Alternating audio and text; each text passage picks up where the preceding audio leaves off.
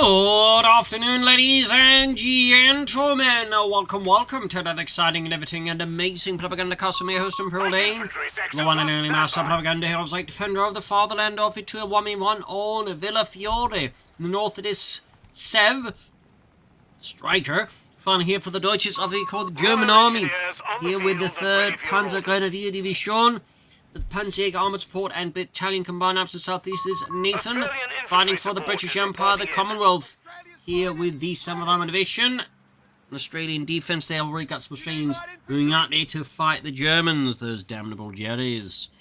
So we are off here. Panzerjaeger there for Sev. As always, a big hearty thanks to my patron supporters for the continued generous and wonderful support of the Propagandacast. Keep making all these wonderful videos possible, so big thanks. And of course those who comment and like as well, I really appreciate it as well. Helps immensely with the YouTube algorithm. So off we are here, heading northwards with the sappers there.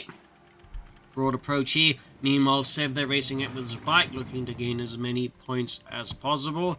Infantry there marching forwards.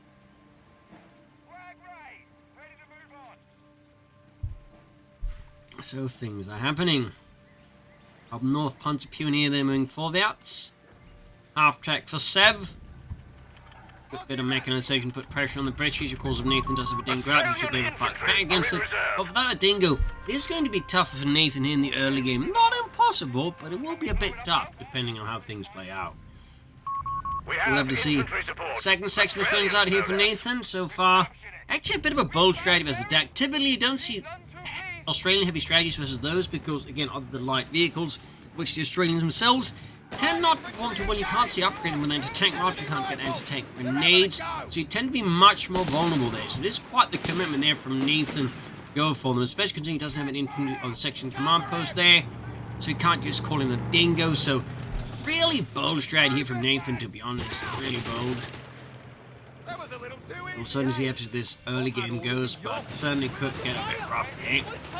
Quite busy with the sappers there, half rushing in, Australians going in to assist perhaps. Troops charging in there for the glory of Das Fahrzeug, going for the sappers here. Australians landing a few hits in the half track for the sidearm, which is definitely where they have a better chance of doing some damage. Second section moving in, and with that actually really lucky here for Nathan versus Sev there. Very good work. Australian infantry are in reserve. North side there claimed by the Panzer Pioneer, another Panzer squad here on the way for Sev. Australian sappers swiftly advancing, but being caught by the sappers. We got vessels vesseling off. Australian infantry support is reporting in. Second Panzer squad ready here, half tick diving in, not even fully repaired here. Sev here, mass feeling the pressure of Nathan and the Australians. Further north here, Panzer Pioneer and the Bissy grabbing the fuel point there. Sev definitely needs to get this half-track fixed up alongside the bike. Light support coming out of Sev and the Germans. Meanwhile, though, Nathan continues to advance here. Clearly buoyed by the initial successes. Nathan charges forwards, and we got a third Australian section out here, certainly only promising more problems here for Sev. Sev, unfortunately, has very much run afoul there of the Australians. We're seeing some significant issues. But there you go, Australians pushed off, but they got the point rendered neutral, which is probably also why Nathan just withdraws here. No point to keep fighting here. He's already effectively done a lot of economic damage. Up north here, Punch been in trouble with the Australians. Really got one there, taken out with a marksman shot. Forcing us into withdraw here. The Sev, there's definitely having a bit of a tough time fighting. They're racing in. Probably using that to grab points with a half-track races forward to force. You know, back the British front line as far as possible here. Assault grenades out of Sev. Fairly solid counter pick there. The enemy has our victory points now. So with the half-track, he could do a lot of damage here to Nathan. Slice correctly. Territory lost. Got the flamethrower upgrade down the way in the number 2. Minus 170 up north here, got the point they secured by the British Empire. Got the victory point. Still working on that field point. Nathan's got the platoon command post up, he just raising it, feeling quite confident in the current state of affairs. And of course, if things, get too heated, he can call in the 2-pounder gun already. Now it's likely to provide some light anti-tank support against Sev. Bit Allied push here to Australian section. The Saps with the flamethrower. Going to be a bit of a tall order here for several Australian forces. Assault is advancing in the centre. I think the half-test going to withdraw here. Taking a lot of damage here from the Australians, who somehow just managed to land penetrating hits every single time. Australians having caught with the assault guns closing with MP40s, the machine and pistol and Fiore ripping through the Australians here with some fierce automatic fire. 9mm parabellum there, ending the Australians. Shifting northeastly with the assault grenadiers here and the any supporting units nearby. Sev just goes in deep and deep with the assault grenadiers, which of course only makes the retreat path here more and more painful and risky, honestly. So I think we overcommitted here, but he did see it and withdrew. We got the Humber there on the way for Nathan. Definitely imagine going to result in a Panzerjaeger squad calling by 7 unless he accidentally caught in something first. Like another assault grenadier squad. We'll have to see Humber, the armoured car, right about here for Nathan. There we go. Sev, though, still not much in terms of battle groups. There you go. Panzerjaeger's out here. We're definitely anticipating the Humber. And we got the field infirmary there for Nathan. Got to get those Australians patched up. All nearby infantry will be reinforced, Commander. We got some Panzers here pinned down by the Humber. Need the Panzerjaegers down there, but they're busy elsewhere. Assault results trying to get to the half track. Seems to be some issues there with the pathing getting entered. Definitely awkward there for Sev. I can imagine we're just shouting at them to get the bloody hell in there. Yeah, no, I would. Southern fuel point there, almost grabbed here with a bike. Quick, let's withdraw. Humber might dive in there. Panzerjaegers pushing in. Further up north here, defending the northern fuel point there from radiation from incursions there. Nice play there by Sev.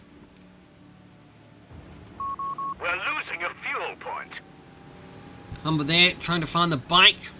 Obviously worried that, you know, Sev might be hiding around here. It's a cheeky tactic some players might commit to, but not Sev. Possibly out of Fiore, possibly because they haven't thought about it, which is the slight. Panzer's getting mauled here, heavy fire from the Humber and the assembled Australians. They proved to be too much. Up north, the enemy has claimed a sector. A slow approach here, but nothing too significant. And there you go, Nathan with the 2-pounder gun out. The beggars are threatening a victory point. Realizing he needs something to back up his infantry and light vehicles against the German stuff. Plus, of course, even like Mit's late game can still be quite handy with its Veteran 2-1 ability. So like the Australians, it tends to be a very, very good investment even as the match goes on. Despite being initially built as these early game units, they perform quite well into the late game. Northern Proceeds with the Panzer Pioneer. Panzerjaegers and the hunt with their Panzerbuchse. We're under fire! Why cover you both? We're losing a munitions point. There goes something being hammered here by the Humber. Got the Panzers doing for 2-pounder gun scores a great hit here. 250 they're taking a nasty hit. Assaulters was the Sappers. Quickly falls, well, relatively quickly falls back there with MP40s. Big old horde of Australians and Saps are moving in. Sev will need to deal with that as well, but without the half-tech to back it up. It's going to be tough, I think, here for Sev without anything heavy to support the line in some other respect here. 250 down here, great hit out of Nathan.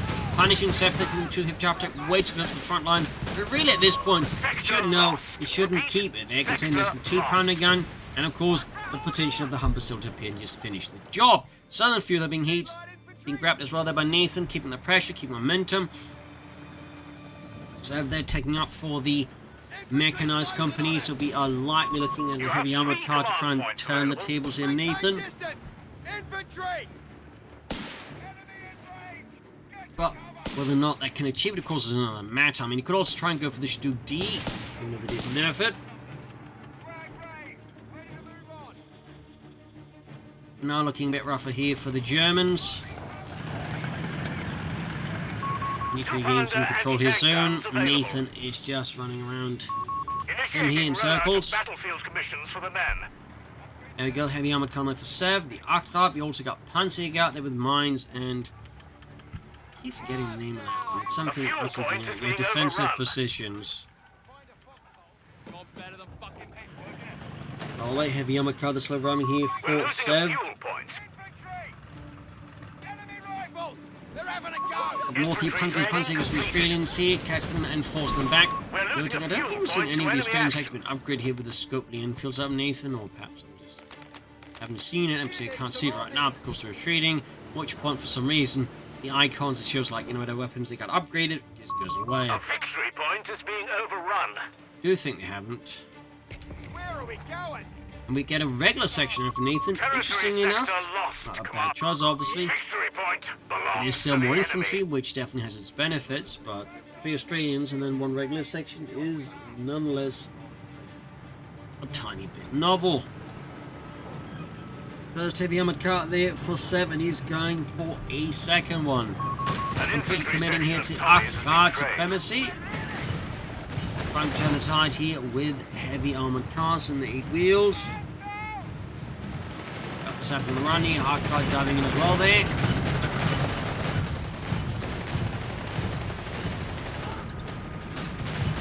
With second one to arrive in a few moments, almost got the sappers. He's committed to the wipe here against his opponent. Royal Engineers out of contact. Got the wipe here, troop trying in here. Need to go around the 2 gun. Of course, he could try and dive straight for the base, take a longer route They're here. losing a victory point. Almost felt like he was going to go for that, but he ended up going too close to the enemy's base here. That looks like he might still be able to somewhat escape. There's going to need the other heavy armored car notice. 250 down. He's about to lose his arc card. On top of 250. Yeah, at this point, it obviously didn't go quite well. I mean, he should have just gone through here instead of trying to get up through here. At least had some troops to support that movement here. Basically became, I think, a bit too improvised and ill-coordinated there out of Seb, allowing here Nathan to, knock out 2 light vehicles. That was obviously far from ideal here for Seb, and really not worth wiping a sapper section at all. That was definitely a very bad trait there for him.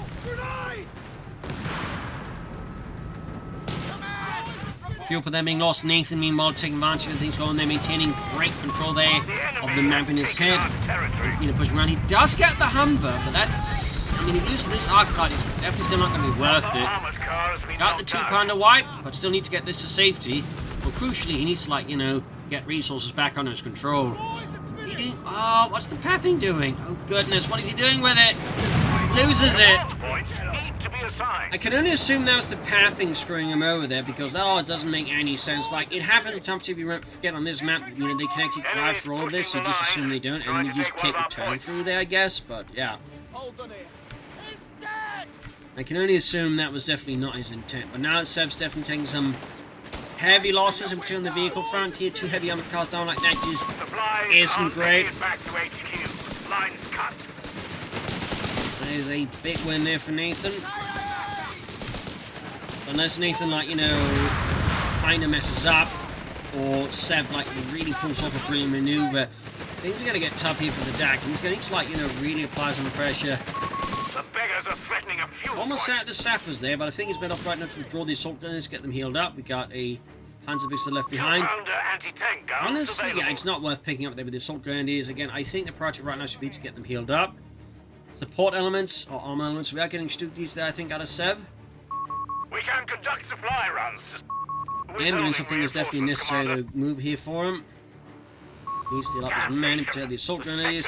I mean, he's still meant to, get some map control in here, but again, 2 heavy armored cars like that is just not good. We shall reinforce. And generally, if you're gonna, go for this into the opponent's base, a really good trick is just to go all the end to the other percent and just zoom out through here, for example, depending. And if you come from the south, take the other line. It's basically because most of the time, your opponent, if I come in through here, opponent's going to like to have the stuff up here. So again, they're going to have a harder time reacting to this. In fact, I'll pause to explain this a bit more. But also, it's just not what most people expect. Most people expect you, trying to get back through here or here, because that's what they would do. So what you're trying to do is basically get ahead of what your opponent would do. And again, most of them would never anticipate, you go for here, because that's not what they would do. So yeah, you gotta be a step better than your opponent, basically, is what I'm trying to say.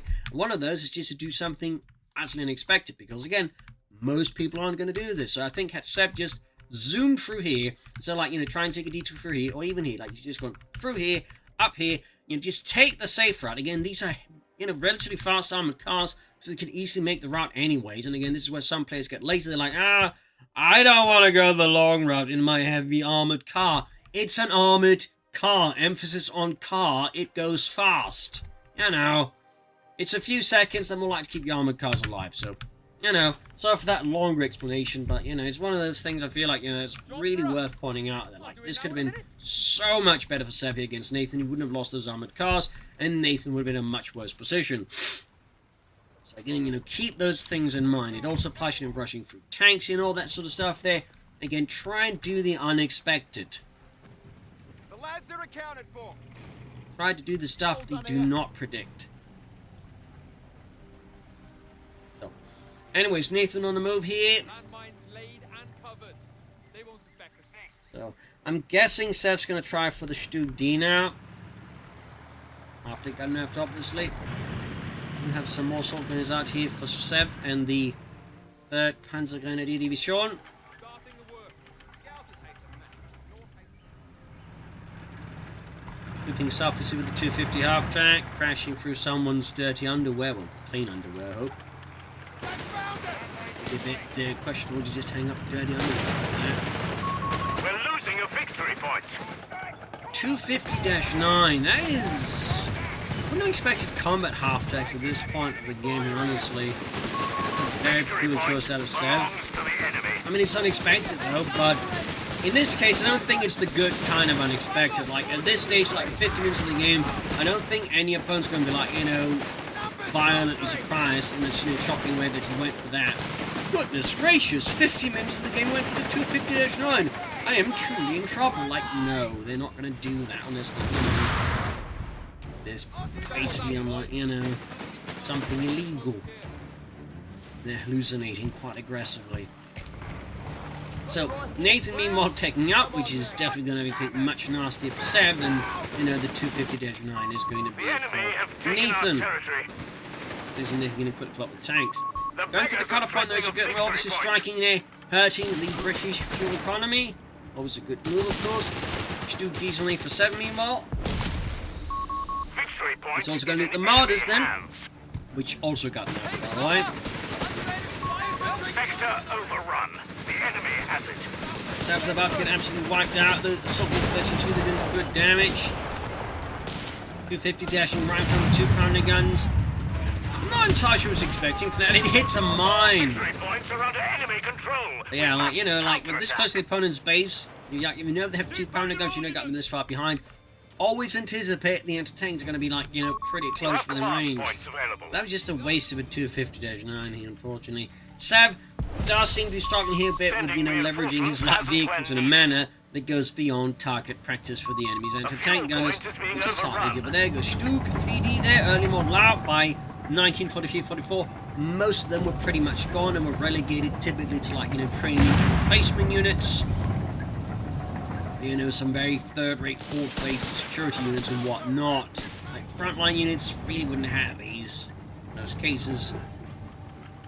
At that point, so, you know, a little fun fact. I mean, for example, in Normandy, you had something, I think it's like a 100th Training and Replacement Battalion, or Panzerersatz- und Ausbildungsabteilung, which, you know, actually did have a mix of old Panther 3, Stug Ds, and some French equipment, for example, that fought against, you know, the Americans there. Like, theirs would have had, like, you know, some Stug Ds attached to them, as a fun fact. You know, some might have also been there in Italy, obviously. Anyway, 325 is going to feel in the Germans are going to make use of the various occupied territories and the Allies in order to train their units there. For example, there are multiple units, for example, being trained in Denmark, including the actually at one, you know, I think it was Ersatz, I don't think it was an Ersatz und Ausbildungsabteilung, just, you know, an actual training unit for Stugs in Denmark. The enemy. Jutland. We have territories exposed out there. So, Lines been cut. little fun fact there. We got a Crusader tank away for Nathan.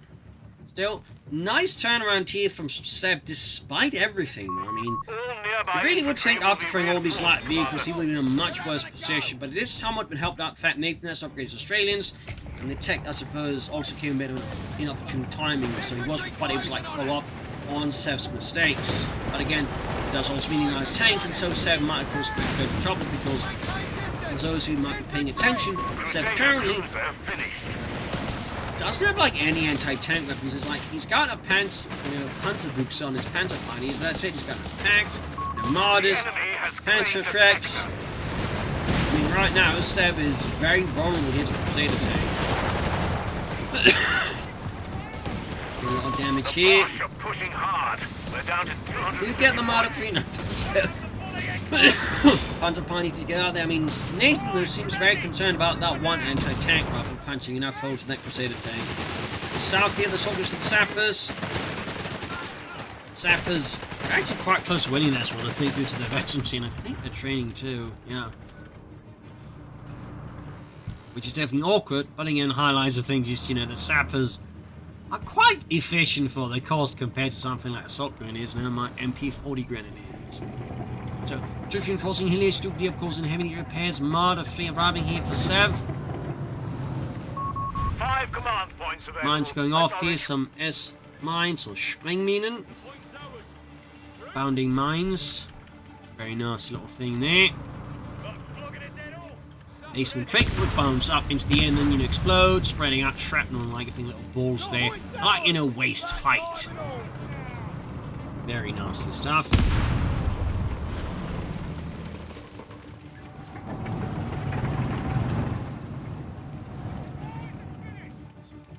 Graham the son of the victory point here, Nathan rushing towards the victory point here to turn the tide. Rushing forwards here, engaging the Australians. Another Crusader there from Nathan and the British Empire, and of course the Australian defence. He can overpower his Crusader tank.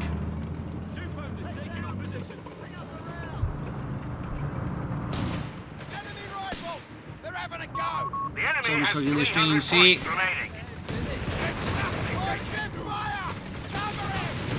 Marder 3 moving in, engaging, shoots, whiffs. I'm not quite sure that Europe's measured percent like the tanks is substandard production and they're just, you know, picking up to standard, in which case it seems more like a selling thing. There are definitely like a lot of issues with production quality in the Soviet tanks. Still getting absolutely pummeled here by heavy fire out the guns and the Crusader. Marder too far behind, shoots, misses. Still bounces though. Close call there. I would say for 7, the Sturmgeschütz need to fix up swiftly. 197, 188. Contact with our sappers. Sappers went down here. And a bit of a problem there for Nathan because now he has no way of repairing his Crusader tanks. Meanwhile, 7, they're bringing another glorious Marder 3 there, early model, featuring a Soviet converted anti-tank grenade to the Pak-40. The beggars are threatening a munitions point. Which designates the Pak-46R. The rechambered using German Pak-40 ammunition.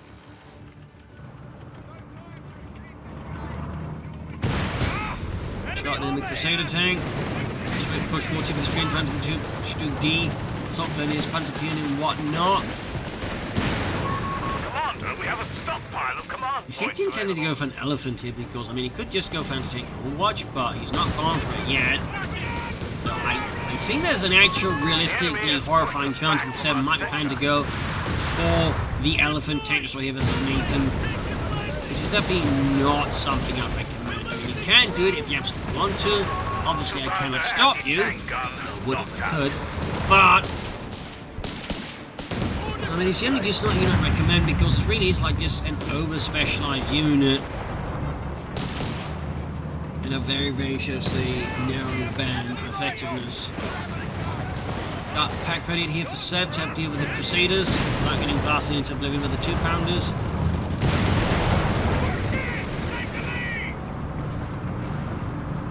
$127 to $188. And how, pray tell, are you going to upgun us?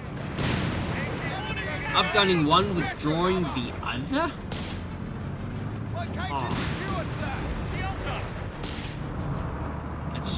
Odd, in particular since he's withdrawing the one that's veteran and upgunning the one that isn't. It was a misclick.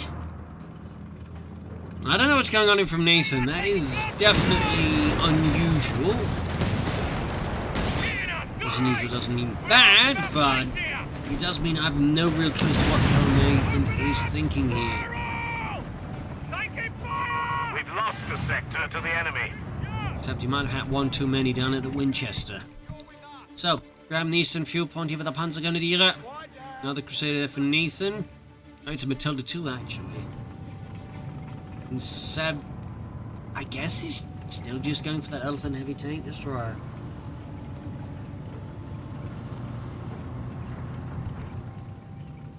Put in 27, 270.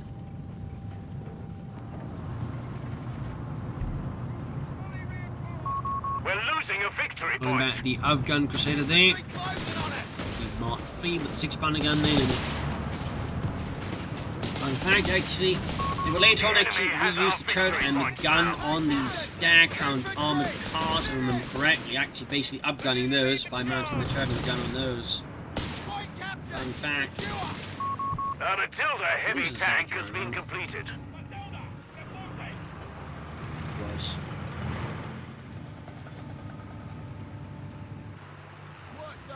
Sappers there for Nathan. Another Stu D for Sev. It does in the end go for entertaining Overwatch, which is definitely a bit of a relief at this point. And then it probably should be taking up instead of going for another Stu D. All things considered, I think staying around here, the mechanized company, they're all with the current state of affairs. See for Seb might be a bit overly optimistic. Point lost. The enemy has control.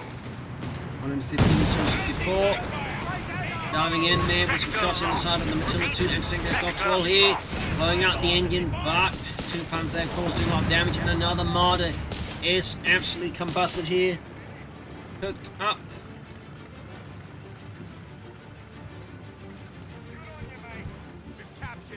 North the Australians, they grab Northern Victory Point.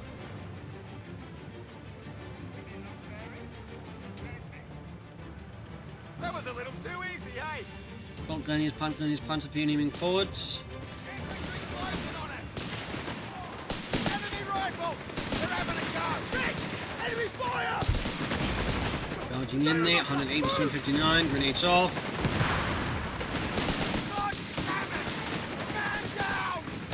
Got the Ace Assaulters doing what they can here. Finding cashes inflicted, that's pretty good. 108 is 253. We got another Matilda here for Nathan. More heavy British steel. Is in enemy hands. Sev though continues to valiantly not take up. Victory point belongs to the enemy. 108 is 246, 245. Pocketting against the Germans once more.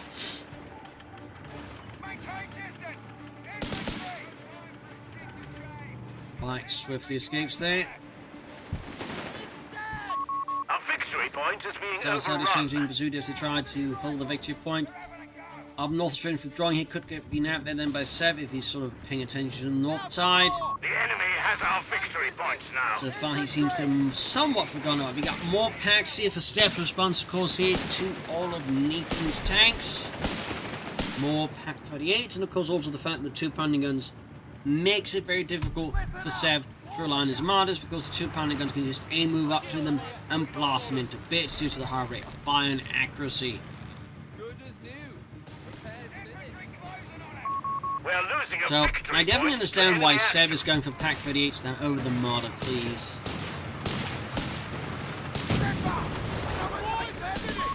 Victory point I under still enemy think Sev control. should take up, honestly. We're in it now. Fucking nuts. Almost firing on us. Seb's getting blasted here behind 5 241. Sappers continue to charge here, Stu blasting with machine guns and main gun. We got Panzerjaeger coming the flame, got a big Australian wave troop in that regular section as well here. Almost at the Sappers.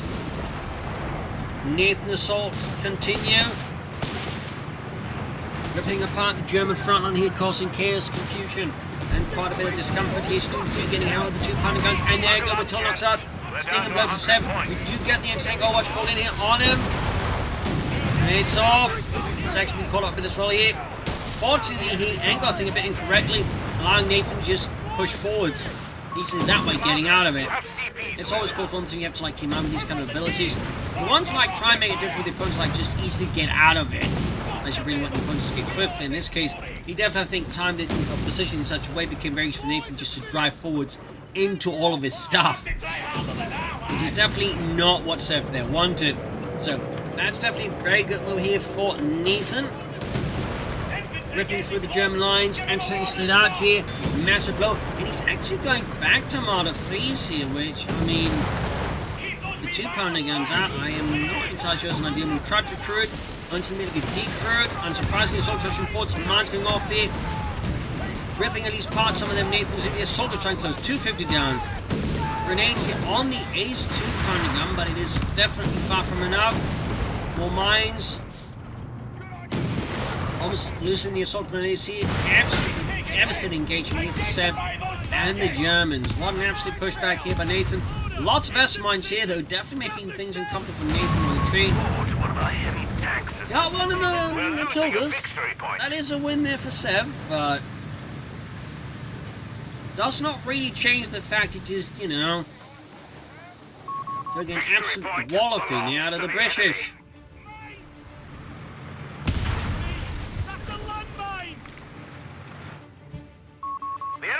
Fortunately, the way they nerfed the S-mines, there's not really much punishment for just ignoring them to an extent. I mean, sure, it takes some damage, but that's about it. And clearly, what for a lot of them, without suffering any heavy casualties. So, I do think that's one of those where they overdid it to the point, like, why would you even bring mineships against them? That's not exactly, I think, you know, ideal.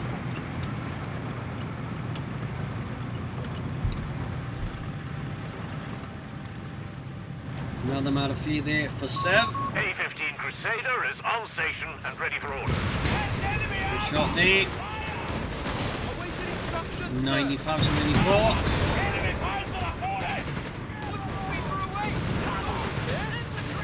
Crusaders rushing forward for the glory of Britannia. Those forces there have been heavily depleted and certainly, like any wipes right now, could very well cost in the game as it is. There's already so little left, losing any more, but simply quickly beyond them to recover from. Crusader diving in his club to catch the Marder here. Sappers wiped again. Nathan definitely struggling to keep the Sappers alive.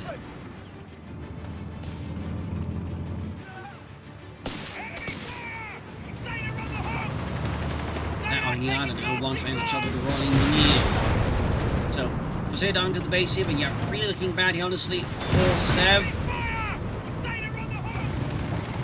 Those forces have been heavily beaten up. Nathan's forces continue to grow as Sev.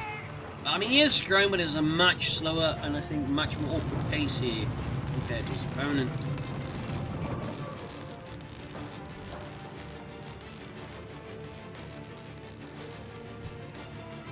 So 121. Withdrawing the Crusader again.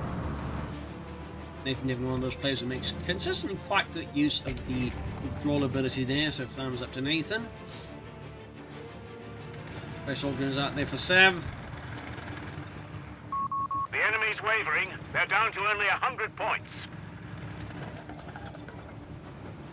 It's like Sav's just armored vehicles are receiving kind of frontline giving training. up here. Like, you know, he's got most of his forces on the base.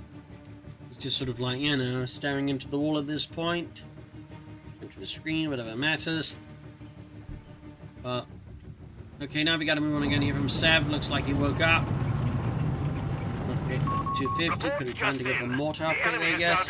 That could have been like worthwhile, honestly, here versus Nathan. Two with the double 2-pounder guns, mortar uptakes. Could have been one way of like maybe trying to do at this point. Probably too little too late. As Seb orders another on the center here against Nathan. 95 to 52. Clock is ticking against the Germans. 46. 43. 40. Lost in the training section, but I think at a fairly reasonable price. Continue kept us from ground and point anytime soon. This one under 34. Party. We do get a bit of air support here, some butterfly bombs, but I don't think there's enough here to stop Nathan, truth be told. Another Marder bites the dust. Grenade here, don't think we have enough there to go wipe as well. Steph's losses at this point just continue to pile on here as he struggles to like make any gains. 14. Our victory point is being overrun. 10. Breaking. Only 10 points left. 8. victory 6, point is in enemy hands. 4, 2,